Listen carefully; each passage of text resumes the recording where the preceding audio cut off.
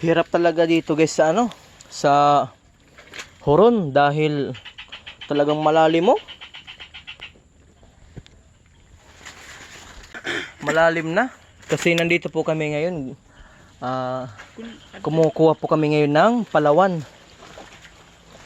Ito po ay nakakain at saka ginagawa pong pang-snack.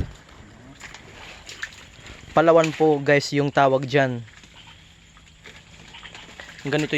Ganito po yung pagkakuha sa kanya.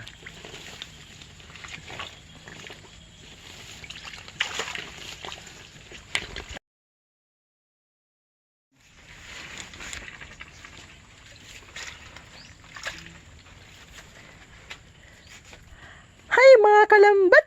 Nandito po kami ngayon mga kalambat. Ito po yung ginagawa namin mga kalambat.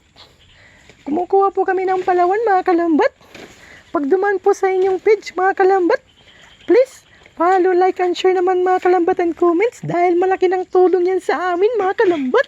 Alright! Thank you!